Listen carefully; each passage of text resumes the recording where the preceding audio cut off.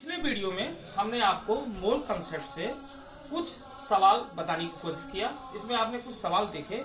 आज इसके अगले टॉपिक पे हम लोग बात करेंगे जिसका नाम है एनटीपी। तो देखिए एनटीपी क्या होता है। एनटीपी इसको बच्चों कहते हैं नॉर्मल टेम्परेचर एंड प्रेशर, यानी ये होता है नॉर्मल टेम्परेचर एंड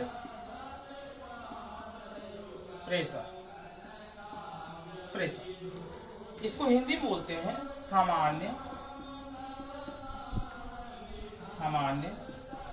ताप व दाब। एनटीपी हम लोग गैस के लिए इस्तेमाल करते हैं, यानी गैसों पर इसको अप्लाई किया जाता है। Normal temperature and pressure NTP, यानी कोई भी गैस हमारी एनटीपी पर कितना आयतन जो है ऑक्युपाई कर लेती है, घेर लेती है, उसको हम लोग इसके द्वारा निकाला करते हैं। ये बहुत ही इंपॉर्टेंट इस पे सवाल हैं जो किसी भी कंपटीशन में पूछे जाते हैं, छोटे से बड़े कंपटीशन में, और ये 11 की कक्षा में एक अहम टॉपिक है। तो चलिए समझते हैं कि एनटीपी क्या है। तो देखिए, जैसे कोई भी गैस हो, जैसे हमारे पास CO2 गैस है, हमारे पास जो है Cl2 गैस है, ठीक है। इसी तरीके से हमारे पास ऑक्सीजन गैस है। ये 3 गैस हमने लिया। तो यहाँ पर CO2 का जो मॉलिक्यूलर वेट होगा, वो मॉलिक्यूलर वेट आपका हो जाएगा 12 धन 16 गुणित 2, यानी ये हो जाएगा 32 और 44। तो 44 हमने लिख दिया। अगर मैं इसके आगे ग्राम लिख दूं तो ये 44 ग्राम हो जाता है। इसी प्रकार यहाँ पे देखिए 35.5 गुणे 2 बराबर 71। यहाँ मैं अगर ग्राम लिख दूं तो 71 ग्राम हो गया। इसी प्रकार ये हो जाएगा 16 गुणे 2 32 ग्राम। तो किसी भी गैस का जितना मॉलिक्यूलर वेट होता है, यानी वो एनटीपी पर एक आयतन घेरता है, जिसको हम लोग बोलते हैं 22.4 लीटर। इतना आयतन हमारा एनटीपी पर कोई भी गैस घेरती है, उसके मॉलिक्यूलर वेट के बराबर, यानी जो उसका अणु द्रव्यमान होगा उतना अणुभार के बराबर इतना आयतन घेरता है। तो यानी हम कह सकते हैं, इसके लिए क्या कह सकते हैं कि 44 ग्राम CO2 का एनटीपी पर आयतन बराबर 22.4 लीटर।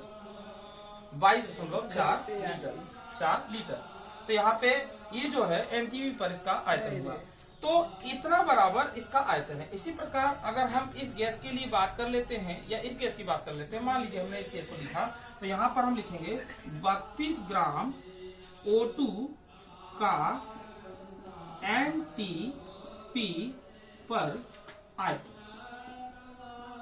आयतन बराबर 22.4 लीटर। अगर लीटर में है तो हम उसको 22.4 लीटर लिखते हैं, या फिर हम इसी को मिलीलीटर में लिख सकते हैं 22,400 मिलीलीटर। तो ये इतना आयतन घेरता है, यानी ये फिक्स आयतन है। किसी भी गैस का एनटीपी पर आयतन इतना होता है। तो इस पर सवाल हम कैसे लगाते हैं, एक सवाल उस पर देखते हैं। तो देखिए कैसे सवाल इस पर लगता है, इसको इरेज कर देते हैं। अब जैसे पूछा जाए कि क्वेश्चन में 1 ग्राम हीलियम गैस का एनटीपी पर आयतन बताइए। तो इस सवाल को कैसे लगाएंगे, सबसे पहले हम लोग ये देखा करते हैं हमारी गैस कौन सी है। तो यहाँ पर हीलियम गैस लिया गया है, तो इसका एटॉमिक वेट हम पता कर लेते हैं। एटॉमिक वेट इसका होता है 4।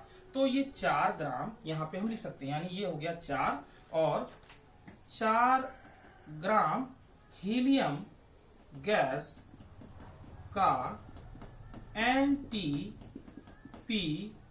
पर आयतन।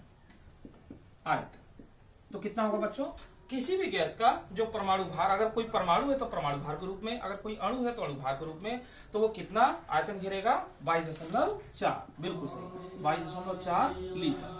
22.4 लीटर।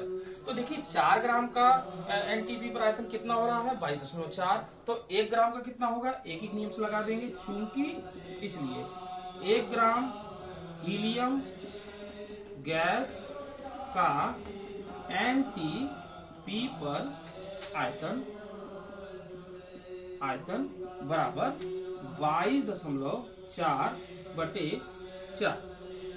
तो यहाँ पर ये आ गया इतने का, तो इसे हम भाग दे देंगे, यहाँ पर लीटर में लिख दूं, तो 4 पंजे 20 और 4 छीं 24 लीटर। ये देखिए आंसर आ गया। हमारा था कि 1 ग्राम हीलियम गैस का एनटीपी पर आयतन बताइए, तो 1 ग्राम का ये निकला है 5.6 लीटर, 5.6 लीटर। तो इस तरीके से ऐसे सवालों को हम लोग हल कर सकते हैं, ठीक है, ऐसे सवालों को हम कर सकते हैं। अब देखिए सवाल को थोड़ा सा मोड़ के भी दे देते हैं, तो एक सवाल हम लोग देखते हैं जैसे कैसे होगा।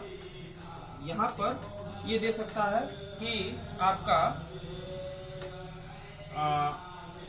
यहाँ पर इसको पलट के भी अगर दे सकता है, जैसे मान लीजिए एक सवाल हम लोग और ले लेते हैं कि 0.44 ग्राम CO2 का एनटीपी पर आयतन बताओ।